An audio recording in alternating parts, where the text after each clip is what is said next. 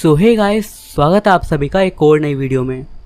आज मैं आप सभी के लिए एक बार फिर से लेकर आ गया हूँ सब्सक्राइबर्स की भेजी हुई कुछ बेहद ही खौफनाक और सच्ची कहानियाँ लेकर।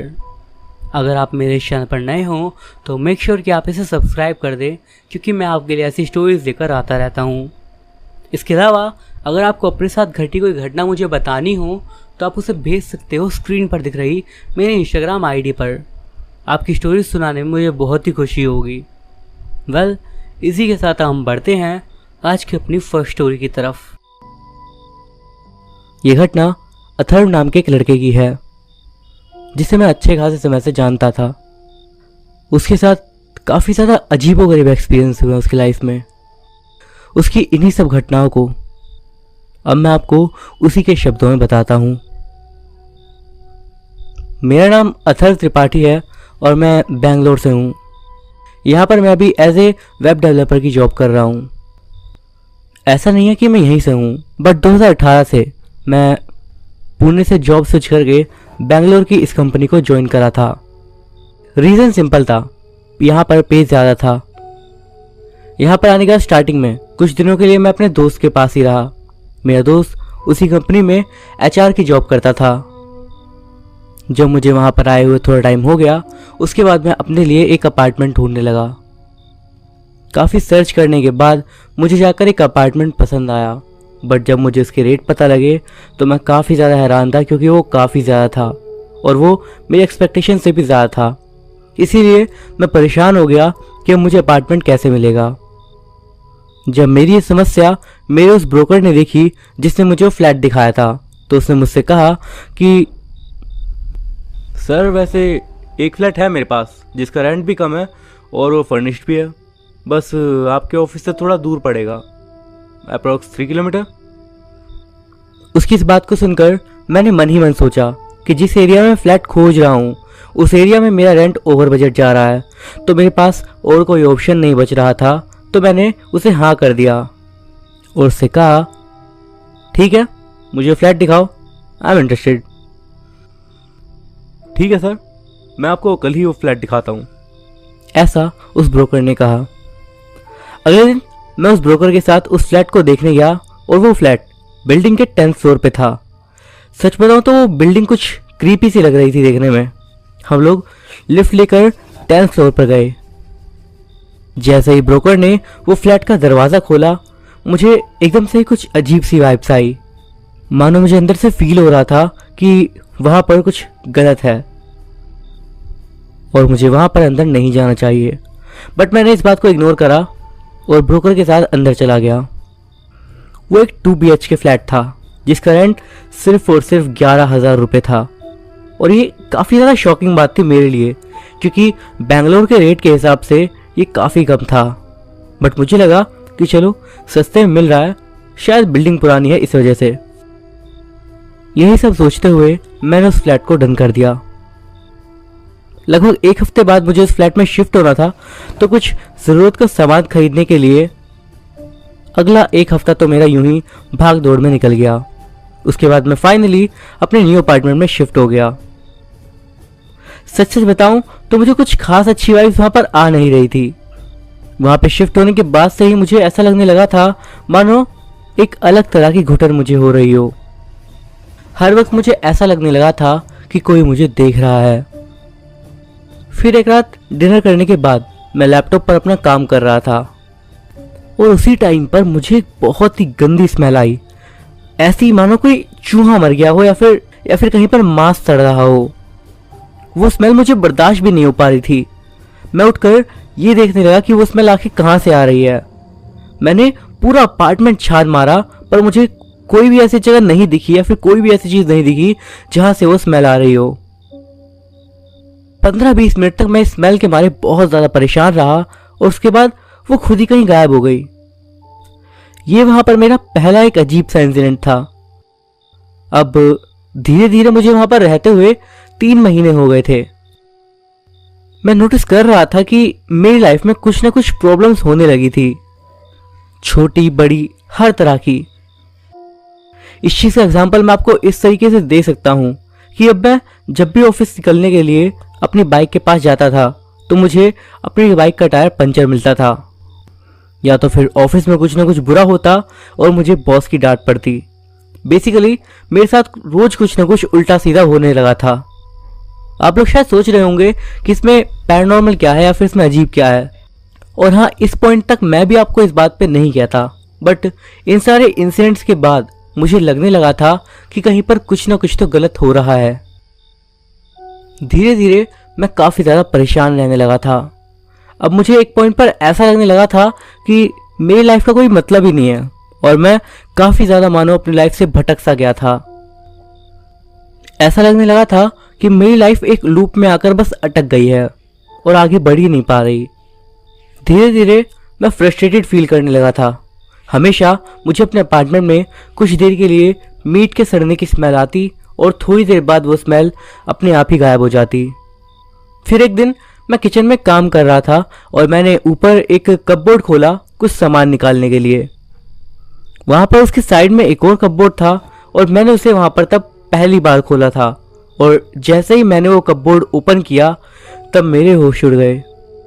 मैंने देखा कि उस कपबोर्ड के अंदर एक पोटली टाइप का कुछ रखा हुआ था जिसमें नमक और 2 नींबू और साथ में कुछ मिर्च रखी हुई थी।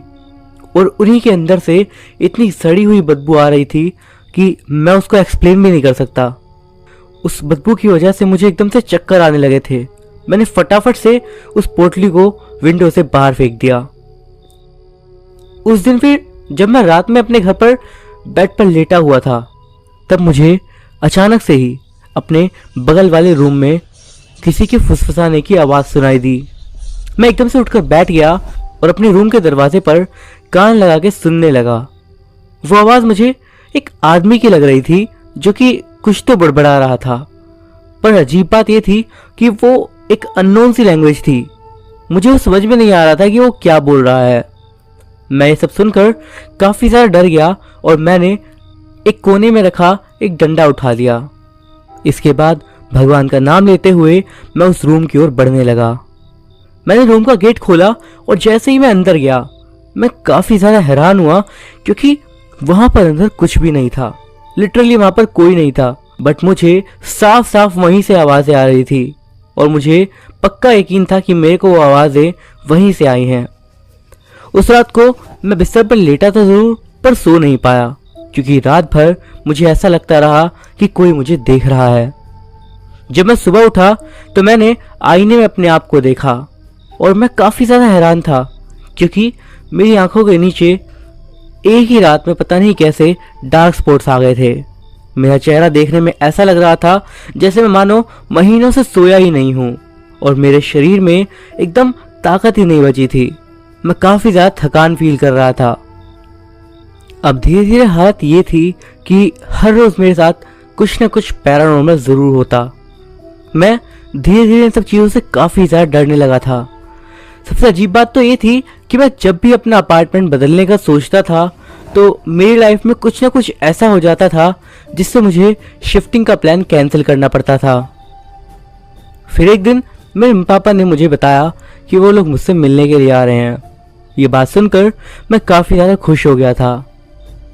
लगभग 2 दिन बाद मेरे पापा मेरे घर आए और उनके बारे में एक बात मैं आपको ज़रूर बताना चाहूँगा कि मेरी मम्मी पूजा पाठ में बहुत ज़्यादा इन्वॉल्व रहती हैं। उन्हें पुराणों का काफ़ी अच्छा ज्ञान था और जैसे ही उन्होंने मेरा फेस देखा उन्हें शक हो गया था कि मेरे साथ कुछ सही नहीं चल रहा। जिस रात मेरे पापा आए थे उस रात मेरे साथ अभी तक की सबसे ज़्यादा बड़ी घटना हुई। दरअसल मेरे रूम से एक अटैच्ड बाथरूम था जिसका शावर रात के समय अपने आप चालू हो गया था। मैंने कंफर्म किया कि बाथरूम में कोई नहीं था और कुछ समय बाद शावर के साथ एक लड़की के गाना गाने की आवाज़ें आने लगी उसी बाथरूम से। मैं, मेरी मम्मी और मेरे पापा तीनों ही ये आवाज़ सुन रहे थे और हम तीनों ही एकदम चुप थे। बोलने के लिए हमारे पास अब शब्द नहीं थे। मेरी मम्मी ने फौरन कहा कि मैं एक बाबा को जानती हूँ और उनको मैं यहाँ पर बुलवाऊंगी। मेरी मम्मी ने अपने गांव में कॉल किया और अब क्योंकि वो जो बाबा थे वो मेरी मम्मी के ही दूर के फैमिली रिलेटिव थे, इसीलिए वो लगभग 2 दिन बाद ही बेंगलोर मेरे घर आ गए। जैसे ही उन्होंने घर में कदम रखा, उन्होंने फौरन इस बात को सेंस कर लिया कि वहां पर 2 प्रेत आत्माएं हैं, और उन्होंने ये भी बताया कि उनमें से एक पुरुष की थी और एक महिला की। ये बात सुनकर मेरी डर के मारे हालत खराब हो गई थी। उन्होंने इसके बाद ये भी बताया कि इस घर को छोड़ने से भी अब कोई फायदा नहीं होने वाला, क्योंकि वो आत्माएं मेरे साथ जुड़ चुकी हैं और अब मैं जहां भी जाऊंगा वो आत्माएं मेरे साथ ही जाएंगी। जब ये बात मेरी मम्मी ने सुनी तो वो बड़ी परेशान हो गई और उन्होंने उन बाबा से पूछा कि इसका कुछ उपाय बताइए। हर समस्या का कोई ना कोई उपाय होता है, इसका भी जरूर होगा। इस पर उन्होंने जवाब दिया कि इनसे मुक्ति पाने के लिए एक काफ़ी बड़े यज्ञ का आयोजन करना होगा, पर यह काम मेरे बस का नहीं, क्योंकि ये आत्माएं बहुत ज़्यादा शक्तिशाली हैं। ये आत्माएं काफ़ी ज़्यादा पुरानी हैं, जिस कारण इनका सामना कोई भी ऐसे ही नहीं कर सकता। इसके बाद उन्होंने बताया कि वृंदावन में उनके एक गुरु रहते हैं जो कि इस काम को कर सकते हैं। इसके बाद उन्होंने अपने गुरुजी का पता उन्हें बता दिया और उसके बाद मेरे मम्मी पापा वृंदावन जाने की तैयारी करने लगे। कुछ दिनों बाद हम वृंदावन जाने के लिए निकल गए और वहां पर जाने के रास्ते में मुझे पूरे टाइम ऐसा लग रहा था जैसे कोई मुझे अपनी तरफ खींच रहा है और मुझे आगे नहीं बढ़ने देना चाहता। इसके बाद किसी तरह हम लोग वृंदावन पहुंच गए और वहां पर जाने के बाद भी हमें बाबा जी के गुरुजी से मिलने में काफ़ी ज़्यादा मशक्क़त का सामना करना पड़ा। बट जब हम उनसे मिले तो मुझे देखते ही उन्होंने भी सारी प्रॉब्लम्स बता दी और उन्होंने कहा काफ़ी पुरानी और शक्तिशाली आत्माएं हैं जिनका मुकाबला करना आसान तो नहीं होगा। उन्होंने कहा कि मैं तुम्हें एक फूल और एक अभिमंत्रित धागा दूंगा। उस फूल और अभिमंत्रित धागे को तुम्हें अपने घर के दरवाजे पर बांधना है। साथ ही साथ उन्होंने ये भी बताया कि उस घर में आज से लगभग 18 साल पहले एक पति पत्नी रहा करते थे। उनमें जो पति था वो रोज शराब पीकर आता था और अपनी पत्नी को मारता था। इसी सबसे परेशान होकर उस आदमी की पत्नी ने एक दिन अपने आप को फांसी लगा ली और उसके कुछ ही दिन बाद उसके पति की रहस्यमय तरीके से मौत हो गई उसी घर के अंदर। पिछले 18 सालों से उन पति पत्नी की अतृप्त आत्माएं उसी घर में कैद हैं। ये सब सुनने के बाद हमारे पैरों के नीचे से जमीन खिसक गई। गुरुजी ने कहा कि इस फूल और धागे के बांधने के ठीक 1 हफ्ते बाद मैं आपके घर आऊँगा पूजा करने के लिए। गुरुजी की बात को मानते हुए हम लोग उनका दिया हुआ सामान लेकर मेरे घर पर वापस आ गए और जैसा उन्होंने बताया था हमने वैसा ही कर दिया। जिस टाइम पर हम लोग वो फूल और धागा घर के गेट पर बांध रहे थे तब घर के अंदर एक आदमी और एक औरत जिनका चेहरा बेहद भयानक लग रहा था वो हमें बेहद ज़्यादा गुस्से से देख रहे थे। उनका चेहरा इतना भयानक था कि ऐसा लग रहा था मानो सीधा नर्क से आए हों। खैर हमने ईश्वर का नाम लेते हुए वो फूल और धागा वहाँ पर बांध दिया और उसके बाद ठीक 1 हफ्ते तक हमेशा उस घर में एक आदमी और औरत के चीखने चिल्लाने की आवाज़ें आती थी।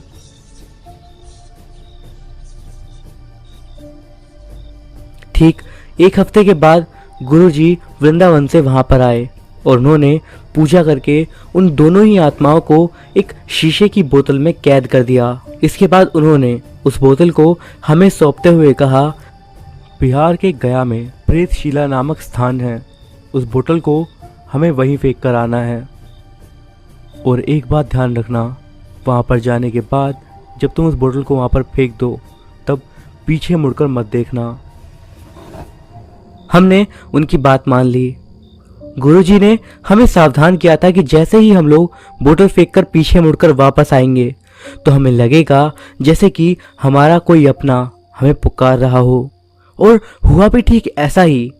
मुझे उस समय पर ऐसा लग रहा था जैसे मेरी मरी हुई दादी मुझे पीछे से आवाज़ दे रही हैं और मुझे कोई पीछे अपनी ओर खींच रहा है। खैर इस घटना के बाद तो मेरी जिंदगी धीरे धीरे वापस पटरी पर आ गई। पर ये हादसा क्योंकि इन सब घटनाओं ने मेरा जीवन ही पलट कर रख दिया। इन घटनाओं ने मेरे अंदर तक की सोच को हिला दिया। आज इस घटना को लगभग 3 साल बीत चुके हैं, पर आज भी जब मैं उस घटना के बारे में सोचता हूँ तो मेरी रातों की नींद उड़ जाती है। शायद इन घटनाओं को मैं जिंदगी भर कभी ना भूल पाऊं और ना ही कभी इनके द्वारा पहुंचे हुए सदमे को कभी भूल पाऊं। मेरे साथ घटी इन घटनाओं पर आपकी क्या राय है, ये बात मुझे कमेंट्स करके ज़रूर बताइएगा। मेरा नाम सिया है और मैं कर्नाटक की रहने वाली हूँ। ये इंसिडेंट जो मैं आपको बताने जा रही हूँ ये मेरी लाइफ में काफ़ी पहले से स्टार्ट हो गया था और सच कहूँ तो ये थोड़ा लंबा भी है, तो आई होप आप इसे ध्यान से सुनोगे और इसे समझने की कोशिश करोगे, क्योंकि मैं भी ये नहीं जानती कि आखिर ये मेरे साथ ही क्यों हुआ और वो मेरे पास ही क्यों आया। घटना की तरफ बढ़ने से पहले मैं आपको बता दूं कि ये था कौन जो कि मेरे पास आया था मरने के बाद भी। वो लड़का जिसे मैं बचपन से जानती थी बट कभी ज़्यादा उसके क्लोज़ नहीं थी, उसका नाम प्रेम था। सबसे पहले मैं उससे 6th स्टैंडर्ड में मिली थी, हम दोनों सेम क्लास में थे। फर्स्ट ऑफ ऑल वो काफ़ी ज़्यादा इरिटेटिंग लगता था, मतलब उसकी हरकतें कुछ ऐसी होती थी कि वो हर किसी को बस गुस्सा दिलाता था और मुझे तो कुछ खास वो पसंद था नहीं। इसके बाद हम लोगों ने इंटर तक भी साथ में ही पढ़ाई करी। स्कूल में हम लोग जितने टाइम तक थे, स्टडीज़ को लेकर भी और हवा की हर चीज़ को लेकर हम दोनों में कंपटीशन टाइप बना रहता था। बट उस टाइम तक हम लोग ये नहीं जानते थे कि उसके पापा और मेरे पापा अच्छे दोस्त भी थे, और ये काइंड ऑफ मेरे लिए हैरान कर देने वाली बात थी। जब मुझे पता चला तो मैं तो काफ़ी ज़्यादा हैरान ही हो गई। फिर जब हम लोगों ने यूनिवर्सिटी में एडमिशन लिया तो हम दोनों अलग अलग हो गए, क्योंकि हम दोनों ने अलग अलग कोर्स को सिलेक्ट करा था। इसके बाद मैं उसे ज़्यादा नहीं देखती थी, मतलब उसका और मेरा मिलना काफ़ी ज़्यादा कम हो गया था। मुझे अब भी याद है कि उस टाइम पर 24 दिसंबर को मेरा एग्ज़ाम था और ये बात थी 2006 की। जब मैं एग्ज़ाम देकर घर आई तब मेरी मम्मी ने मुझे बताया कि प्रेम ने सुसाइड कर लिया, वो भी एक ट्रेन के सामने कूदकर। जब मैंने बात सुनी तो मैं सच में काफ़ी ज़्यादा हैरान हो गई और मुझे मतलब एक बार को लगा कि आप क्या बोल रही हो, किसी के बारे में ऐसा नहीं बोलते। पर जब मैंने फ्यूनरल में उसकी बॉडी देखी तो मेरे पास यकीन करने के अलावा और कोई ऑप्शन नहीं था। उसके मरने से भी ज़्यादा बड़ी बात ये थी कि उसके मरने का रीज़न क्या था, और जो रीज़न मैंने सुना उस पर मुझे बिल्कुल भी यकीन नहीं हुआ। सबका कहना था कि उसने किसी लड़की से तंग आकर सुसाइड करा है। मैंने जब ये सुना तो मैंने बस यही कहा कि ये सब क्या बकवास है। मैं उसे बहुत लंबे समय से जानती थी और मुझे पता था कि वो भले ही थोड़ा नक्शड़ा था, वैसा था, लेकिन वो इस तरीके से किसी लड़की की वजह से सुसाइड तो नहीं करेगा। वो ऐसा बंदा ही नहीं था। हालांकि स्टार्टिंग में हमारे किसी भी दोस्त को इस बात पर यकीन नहीं था, बट धीरे धीरे लोगों को इस बात को मानना पड़ा कि उसने किसी लड़की से तंग आकर ऐसा कदम उठाया था। बट ये बात पर मैं यकीन नहीं कर रही थी और हमारा एक और फ्रेंड था जिसका नाम रवि था, वो भी नहीं कर रहा था। धीरे धीरे टाइम बीतने लगा और हम सब लोग अपनी अपनी ज़िंदगियों में आगे बढ़ने लगे। बट हमारे मन में अब भी यही बात थी कि प्रेम ने खुद को नहीं मारा, और सच कहूँ तो मुझे बस लगता ही नहीं था, बल्कि अंदर से एक तरीके से पता था कि ऐसा नहीं है। क्योंकि सबसे बड़ी बात, प्रेम रवि का काफ़ी अच्छा दोस्त था। अगर उसे कोई ऐसी प्रॉब्लम होती तो वो उसे ज़रूर शेयर करता। अगर उसे किसी भी तरह की दिक्कत थी तो वो हर चीज़ उसे बताता था, इवन लड़कियों के बारे में भी। मैं जानती हूँ कि आप में से कई लोग अब कहोगे कि ऐसी बातें लोग शेयर नहीं करते, बट फ़िलहाल मैं एक साइकोलॉजिस्ट भी हूँ, तो मैं इतना बता सकती हूँ कि उसके बिहेवियर को मैंने जितना ऑब्जर्व करा था वो उस टाइप का बंदा ही नहीं था कि वो चीज़ें छुपा सके। हालांकि कई लोगों ने इस बात को मान तो लिया था, बट कहीं ना कहीं सबको लग रहा था कि इस पूरी बात में कुछ ना कुछ तो पॉइंट ऐसा है जो कि सही नहीं है। मतलब ये सुनकर ही काफ़ी ज़्यादा अटपटा लग रहा था सभी को, क्योंकि जिस दिन उसने अपने आप को मारा वो उसी दिन रवि के साथ सुबह सुबह नए जूते लेने के लिए गया था। एक जोड़ी जूते उसने अपने लिए लिए और एक जोड़ी अपने छोटे भाई के लिए जिसका बर्थडे आने वाला था, उसको गिफ्ट करने के लिए। इसके बाद प्रेम और रवि ट्रेन से लोकल स्टेशन पर आए और एक पॉइंट पर आने के बाद वो दोनों एक दूसरे से अलग हो गए, जहाँ से वो दोनों अपने अपने घरों की तरफ जाने वाले थे। इसके बाद उन लोगों को शाम को एक दोस्त की पार्टी पर मिलना था जो कि क्रिश्चियन था। उस पार्टी में मैं भी जाने वाली थी। प्रेम उस पार्टी तक ज़िंदा रह ही नहीं पाया और इवेंचुअली वो पार्टी कैंसिल हो गई क्योंकि सभी लोगों को तब तक पता चल चुका था कि उसने सुसाइड कर लिया है। हालांकि रवि का कहना था कि उस दिन वो काफ़ी ज़्यादा खुश था और पार्टी में जाने के लिए एक्साइटेड भी था क्योंकि उसने अपने कई सारे फ्रेंड्स को काफ़ी लंबे समय से नहीं देखा था जिनसे वो मिलने वाला था उस रात को। पुलिस ने कहा कि जहाँ उन्हें उसकी बॉडी मिली वहाँ पर उसके पास उसका वॉलेट या फिर ऐसा कुछ नहीं था जिससे उसकी आइडेंटिटी रिवील हो सके, बट उसके बैग में से उसकी स्कूल के असाइनमेंट फाइल्स मिली जिसमें उसका नाम था। जब बाद में इस बात की छानबीन हुई तो उन्हें पता लगा कि दोपहर में जब वो यूनिवर्सिटी गया था वहाँ पर यूनिवर्सिटी के एक डस्टबिन में उसका पर्स पड़ा हुआ था। लोग कहते हैं कि उसने ज़रूर अपना पर्स वहाँ पर छोड़ दिया होगा ताकि जब वो मरे तो कोई उसे पहचान ना पाए। बट आज तक भी रवि और मैं इस बात को नहीं मानते क्योंकि इस कहानी में कई सारे लूप होल्स हैं।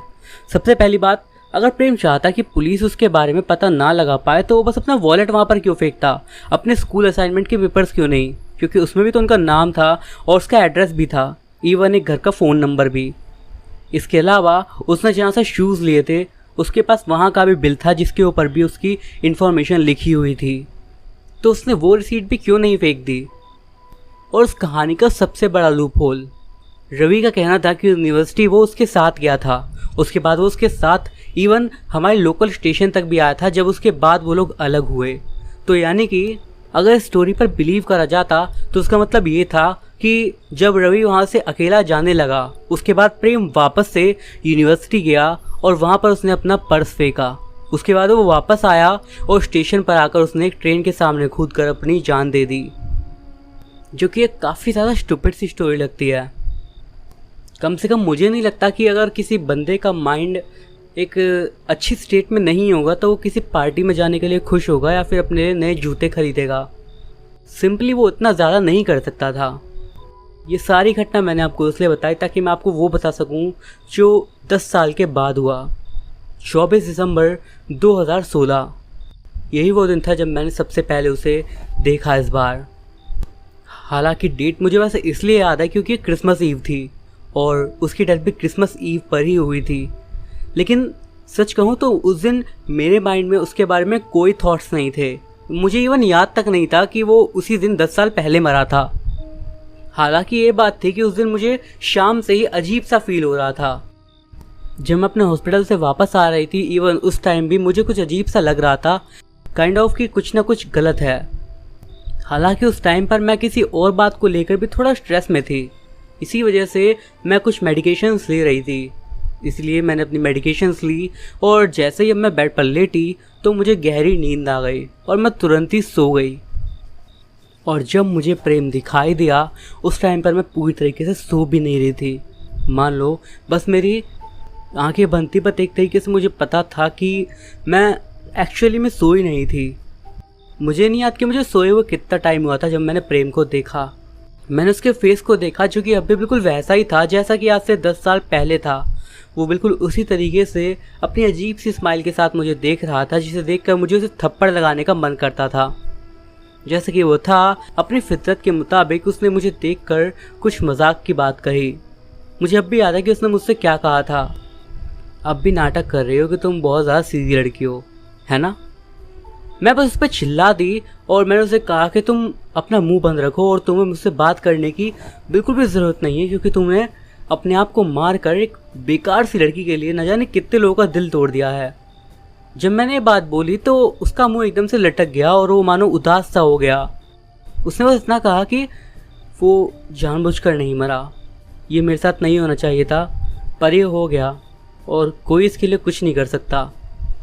मैं बस ज़ोर से उस पर चिल्लाई कि तुम्हें पता भी है रवि इस बात से कितना ज़्यादा दुखी था क्योंकि वो तुम्हारे साथ था उस दिन और उसे इस बात का पता भी नहीं था कि तुम इतने ज़्यादा उदास थे कि तुम अपने साथ ऐसा कर लोगे। प्रेम एक बार फिर से मुस्कुराया और उसने सीधा बोला, कोई भी लड़की नहीं है जिसकी वजह से मैंने ऐसा करा। मेरी मौत एक एक्सीडेंट था जो कि शायद अगर वो चाहता तो मैं बच सकता था, पर अब मैं सुकून से हूँ और मैंने सबको माफ़ कर दिया है। जब उसने इतना बोला तो मुझे कैसे न कैसे करके पता लग गया था कि उसकी डेथ सुसाइड तो बिल्कुल भी नहीं थी। मैं फिर से उस पर चिल्लाई पता नहीं क्यों मैं जब भी उससे बात करती थी मुझे उस पर चिल्लाना ही आता था।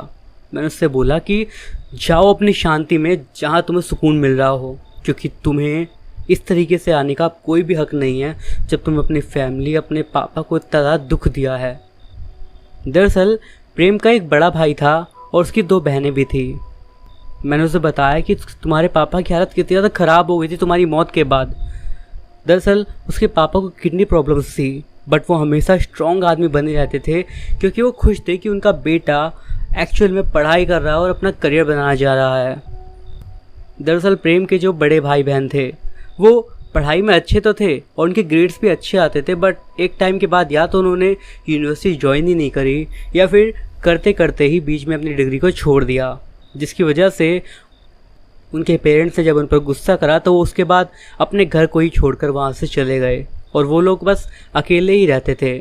उसके सारे भाई बहन दूसरी जगह पर सेटल्ड थे। ये बात बोलने में मुझे भी बहुत ज़्यादा बुरा लग रहा है, बट जब प्रेम की डेथ हुई तो उसके पापा और मम्मी दोनों की हालत बहुत ज़्यादा ख़राब हो गई थी। प्रेम के पापा तो बिल्कुल ही कमज़ोर हो गए थे अपनी किडनी प्रॉब्लम्स की वजह से भी, और जो उन्हें झटका लगा था इस वजह से भी। उसकी मम्मी अपने बच्चे को खोने के गम में डिप्रेशन में चली गई थी। उन्होंने अपने फैमिली, अपने फ्रेंड्स से बात करना बिल्कुल बंद कर दिया था। उनके बाकी के बच्चे कभी भी उनका हालचाल नहीं पूछते थे। यही सोचकर उन्होंने अपने घर को बेच दिया और खुद ही एक वृद्धाश्रम में जाकर रहने लगे। जब ये सब हमारी आंखों के सामने हुआ तो हम सभी लोग देखकर ये बहुत ज़्यादा दुखी थे कि एक हंसता खेलता परिवार किस तरीके से उजड़ गया। खैर, मैंने उसे बताया कि तुम एक बहुत बड़े बेवकूफ़ हो कि तुम अपने माँ बाप को इस तरीके से छोड़ गए। प्रेम एक बार फिर से उदास हो गया और उसने बोला, मैं जानता हूँ कि मेरे पापा उदास है, पर उस वक्त और कुछ नहीं कर सकता था मैं, मेरे जाने का वक्त था वो। मैंने उससे बोला, तुम्हारे साथ जो कुछ भी था एटलीस्ट तुम अपने पेरेंट्स को बता सकते थे। वो बस मेरी ओर देखकर मुस्कुरा दिया और बोला, ज़िंदगी इस तरीके से काम नहीं करती और उन्हें जल्दी ये सब कुछ पता चल जाएगा जब उसके पापा उसके पास आ जाएंगे। जब मैंने सुना तो ये सुनकर मैं हैरान हो गई और मैंने उससे पूछा कि तुम ये क्या बोल रहे हो।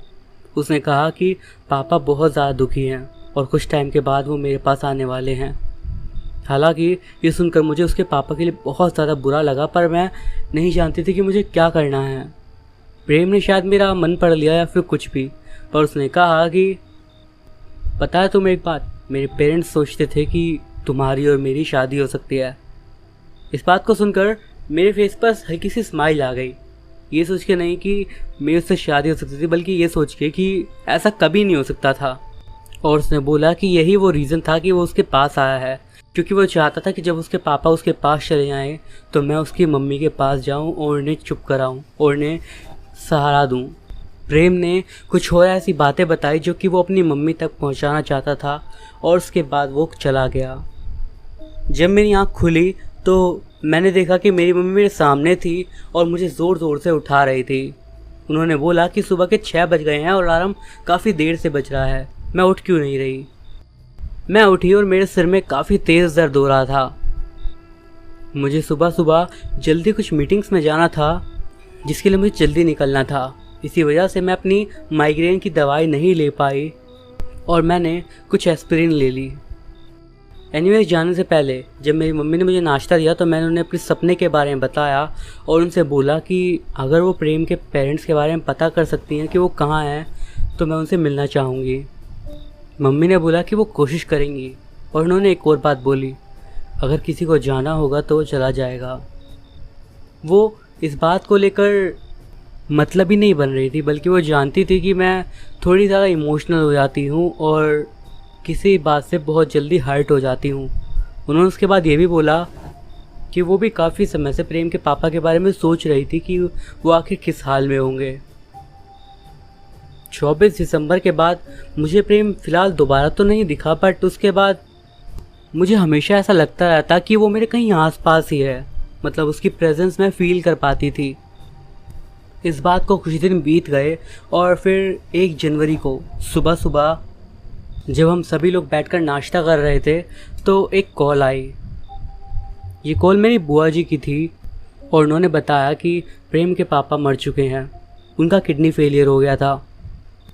दरअसल बात ये थी कि बुआ जी भी पहले हमारे साथ ही रहती थी, इसलिए वो उन्हें जानती थी और उनके घर के पास में ही जो एक वृद्धाश्रम था वो लोग वहीं रहते थे।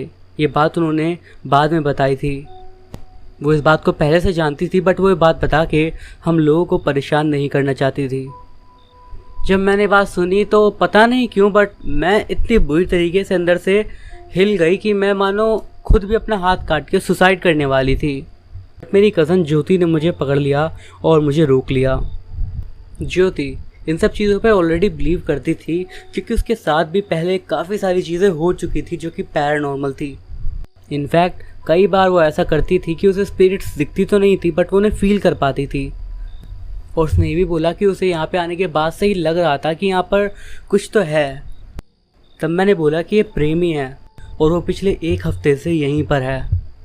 कुछ टाइम के बाद ज्योति के बड़े भाई जिनका नाम रमेश था और उनकी वाइफ वो दोनों बाहर से आए। एक्चुअली वो दोनों डॉक्टर्स थे जो कि कुछ टाइम से हमारे घर पे रह रहे थे। मैंने उन्हें भी ये सब बताया बट उन्हें मेरी बात का बिलीव नहीं हुआ। मुझे इस बात का रियलाइज़ हुआ तभी कि शायद मैं प्रेम को इसलिए फील नहीं कर पा रही हूँ उतना ज़्यादा क्योंकि वो अपने पापा के साथ है और शायद वो अब बस थोड़ी देर के लिए इसलिए यहाँ पर आता है कि वो देख सके कि मैं उसकी मम्मी के पास गई हूँ या फिर नहीं।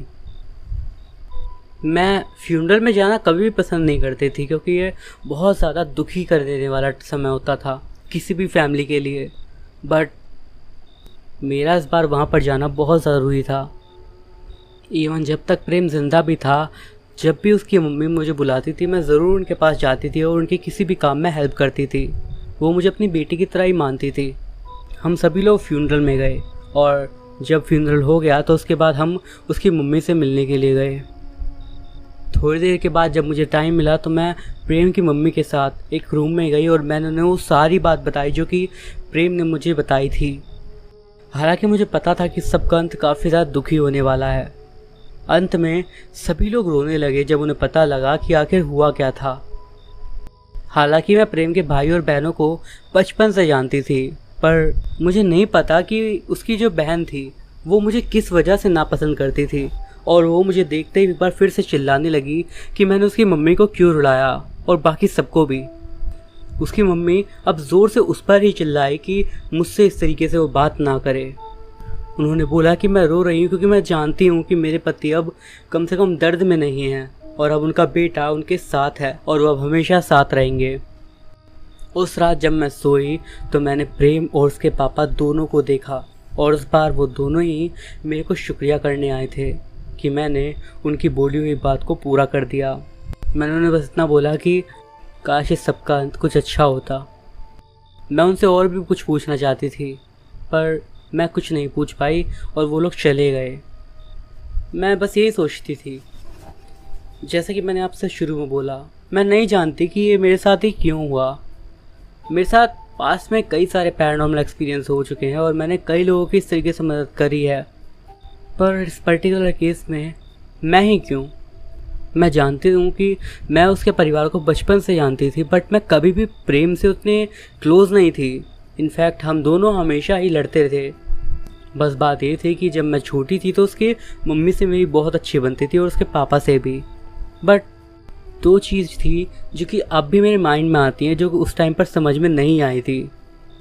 जिस टाइम पर प्रेम मेरे पास आया था सबसे पहले, उस टाइम पर प्रेम के पापा ज़िंदा थे और हालांकि मैं उसके मम्मी पापा को बहुत अच्छे से जानती थी और उनके काफ़ी क्लोज़ भी थी। बट उस टाइम पर जब मैं छोटी थी, क्योंकि रिसेंटली कुछ सालों से उसके परिवार से हम कभी मिले भी नहीं थे और हमारा उनसे पूरी तरह से कॉन्टैक्ट टूट गया था। वेल, इस सब के पीछे क्या रीज़न था और ये मेरे साथ ही क्यों हुआ ये तो मुझे नहीं पता। आपके पास कोई भी सजेशन है तो आप प्लीज़ मुझे बताना, ताकि मुझे भी एटलीस्ट कुछ पता लग सके, ताकि मैं भी थोड़ा समझ सकूं कि ये सब क्या था।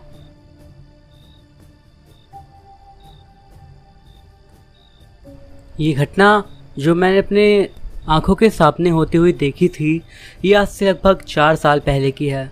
उस टाइम पर मैं पढ़ाई करने के लिए वेस्ट बंगाल के एक हॉस्टल में रहा था।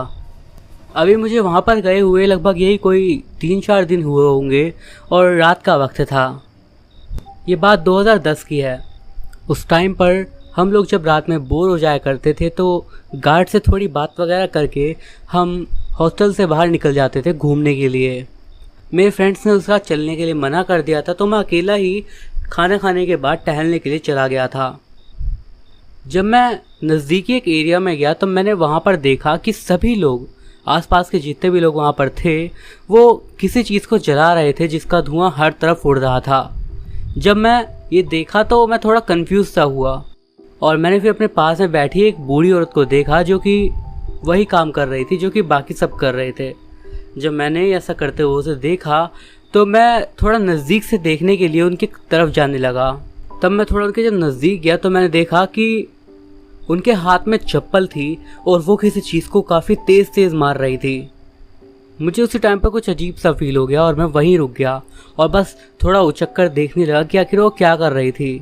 मैंने देखा कि वो बूढ़ी औरत एक गुड़िया जैसी चीज़ को, जो कि कागज़ की बनी हुई थी, उसके ऊपर वो चप्पल ज़ोर ज़ोर से मार रही थी और उसने उसमें आग भी सुलगा रखी थी जिससे धुआं हो रहा था। इसके अलावा वो कुछ बहुत तेज़ तेज़ बड़बड़ा रही थी। यहाँ तेज़ का मतलब जल्दी जल्दी से है। ये देखने के बाद मैं एकदम से हैरान हो गया और मुझे समझ नहीं आया कि मैं क्या करूं। और पता नहीं कैसे उसी टाइम पर वो एकदम से घूमी और वो मुझे देखने लगी। और ये देखकर मेरी हालत ख़राब हो गई कि वो आखिर मेरे को देखकर वो क्या बोलने वाली है और मेरे साथ अब क्या होगा। मैं बस डर गया और मैं पीछे की तरफ घूमा और ज़ोर से भागा और सीधा अपने हॉस्टल में आया। यहाँ सबसे ज़्यादा डराने वाली बात ये थी कि हॉस्टल तक जाने से पहले जितनी भी गलियों से मैं गुजरा वहाँ पर बैठे सभी लोग इसी काम को कर रहे थे और सब मानो मेरे को देख ही नहीं रहे थे और मुझे अनदेखा कर रहे थे। ऐसा कुछ मैं पहली बार देख रहा था और सच में मेरी हालत ख़राब हो गई थी। जब मैं हॉस्टल में पहुँचा तो मेरे रूममेट यश ने मुझे देखकर बोला कि मैं क्या देख लिया ऐसा जो इस तरीके से मेरे पसीने छूट रहे हैं। मैंने बस इतना बोला कि मैंने कुछ बहुत ही ज़्यादा डरावना देखा। इसके बाद मैंने उसे सारी बात बता दी, पर जब उसने इस बात का जवाब दिया ये मेरे लिए बिल्कुल भी एक्सपेक्टेड नहीं था। उसने बोला ये यहाँ के लिए कोई नई बात नहीं है, तुम अभी नए हो, इसकी आदत तुम्हें भी पड़ जाएगी। जब मैंने उसकी बात को सुना तो मैंने सारी बात उससे पूछनी चाहिए। उसने बोला कि वो सभी लोग एक तरह का टोटका कर रहे हैं, एक टोटका ताकि वो अपने बच्चों को बचा सके, उस लड़की की वजह से जिसने ये सब शुरू करा था। जब मैंने ये बात सुनी तो मैं और ज़्यादा हैरान हो गया कि आखिर ये किस तरीके की बात कर रहे हैं और आखिर किस लड़की की बात यहाँ पर हो रही है। फिर उसने मुझसे बोला कि आओ थोड़ा बाहर की साइड चलें। बाहर आने के बाद उसने एक सिगरेट ली और वो उस सिगरेट को पीने लगा और उसने फिर बताना शुरू करा। ये लगभग आज से 6 साल पहले की बात है। उस टाइम पर हम लोग भी यहाँ पर नहीं थे। जो सेकंड फ्लोर पे रूम है वहाँ पर 2 रूममेट्स रहते थे।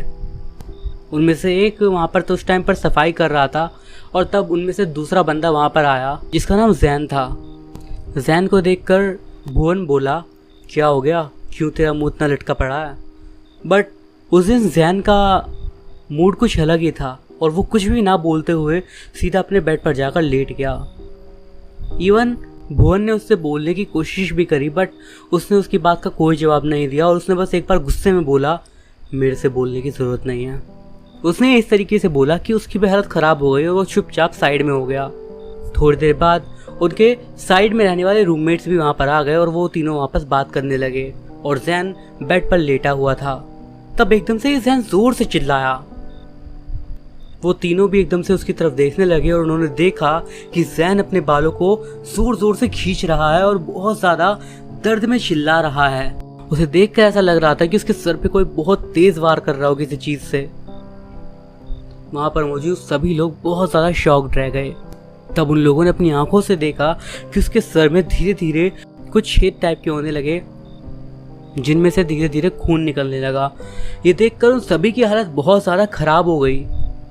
तब उनके पास में से ही एक और बंदा आया और उसने बताया कि जब से उसका ब्रेकअप हुआ है तब से वो इसी तरीके से है।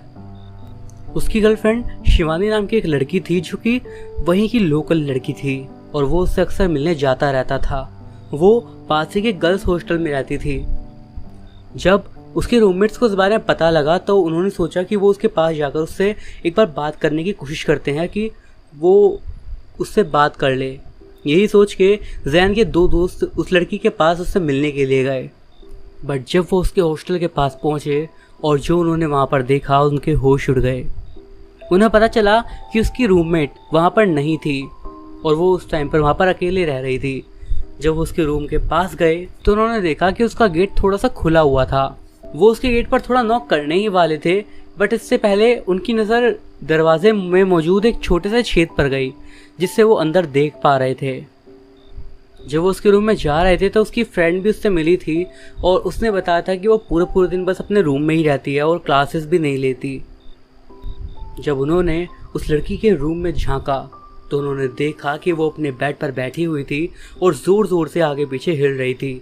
इसके अलावा जो सबसे डरावनी चीज़ थी वो ये, उसके हाथ में एक लकड़ी की गुड़िया थी जिसे वो बार बार एक पिन चुभा रही थी। और सबसे डरावनी बात ये कि वो गुड़िया कुछ इस तरीके से बनी हुई थी कि वो जैन की तरह दिख रही थी। कुछ देर तक उसे सुई चुभोने के बाद उसे एकदम से गुस्सा सा आया और उसने उस गुड़िया के हाथ को मोड़ के उल्टी तरफ घुमा दिया और उसके पैरों को भी। कुल मिला के उसने उसके हाथ पैर तोड़ दिए और उसके बाद उसने उसकी आंखों में वो सुई चुभा दी। ये सब देखने के बाद उन लोगों की हालत बहुत ज़्यादा ख़राब हो गई और वो डर के मारे बिना उससे कुछ बोले वहाँ से वापस जाने लगे। और तब उन्होंने देखा कि हॉस्टल में कुछ बहुत ज़्यादा शोर हुआ पड़ा था और जब वो बाहर की तरफ गए तो उन्होंने देखा कि बालकनी में से किसी ने जंप कर लिया है और वो नीचे गिर के मर गया है। सभी लोग वहाँ पर भीड़ बना के खड़े थे और उन लोगों को पता नहीं क्यों कुछ बहुत ज़्यादा गंदी फीलिंग आ रही थी। और जब वो नीचे गए तो उन्होंने देखा कि और कोई नहीं बल्कि जैन था और उसके हाथ पांव उल्टी तरफ घूमे हुए थे, टूटे हुए थे और उसकी आंखें फोड़ दी गई थी। वो ऊपर से गिरा था सभी लोगों के सामने। सब ने बोला कि वो एकदम से वहाँ तक आया और उसके बाद उसने छलांग मार दी। उन सभी लोगों की हालत इस बात से बहुत ज़्यादा ख़राब हो गई ये सोच के जो उन्होंने देखा था। कहीं ना कहीं पूरे हॉस्टल को पता था कि वो लड़की शिवानी किसी तरीके का काला जादू करती थी। उसके ऊपर पहले भी ऐसे कई सारे रूममेट्स ने उसके इल्ज़ाम लगाया था कि वो उल्टी सीधी चीज़ें करती रहती है, बट किसी को इस सब की उम्मीद नहीं थी। इसके बाद किसी ने भी उसके साथ रूम में रहने से मना कर दिया और हालांकि सबको पता था कि उसका इस चीज़ से कुछ न कुछ लेना देना है, बट कोई भी उससे बोल नहीं पाता था। बट सब ने उससे बोलना बंद भी कर दिया था। इस वजह से कुछ टाइम के बाद वो खुद ही वहाँ से कहीं चली गई। इसके बाद एक अजीब सी चीज़ हुई। जैन के कमरे में जो कोई भी रुकता उसके साथ यही सब अजीब सी घटनाएं होने लगती और उसे कभी जैन तो कभी वो लड़की दिखाई देने लगते। फिर पता नहीं कहाँ से उस लकड़ी के टोटके के बाद वो कागज़ वाला टोटका सामने आया और जब लोगों ने इसे करना शुरू करा तो उनके बच्चों के साथ ये सारी चीज़ें होना बंद हो गई। तभी से इस जगह की रिवाज बन गया कि हर साल एक दिन वो सभी लोग मिलकर उस कागज़ की गुड़िया को जलाएंगे और चप्पल से मारेंगे जिससे उनके बच्चे सुरक्षित रहें। यही था उस जगह का टोटका। जब मुझे ये सारी बात पता लगी तो मैं हैरान भी था और डरा हुआ भी। उस हॉस्टल में मैं 3 साल तक रहा अपनी डिग्री कंप्लीट होने तक, और तब तक मैं हर साल इस चीज़ को अपनी आंखों से होते हुए देख पाया और हर बार मैं बस ये सोचता कि कहीं मेरे साथ ऐसा कुछ ना हो जाए। तो दोस्तों ये थी हमारी आज की कहानियाँ। वीडियो आपको कैसा लगा मुझे कमेंट्स के जरिए ज़रूर बताइएगा। स्टोरीज आपको अच्छी लगी हो तो मेक श्योर कि आप वीडियो को लाइक कर दें और कमेंट्स करके अपने सजेशन मुझे ज़रूर दीजिएगा। इस वीडियो पे एम करते हैं 200 लाइक्स के लिए। आई होप आप इतना पूरा कर दोगे। मैं अभिषेक मिलता हूँ आपसे अगली वीडियो में कुछ और ऐसी ही स्टोरीज़ के साथ। तब तक के लिए बाय।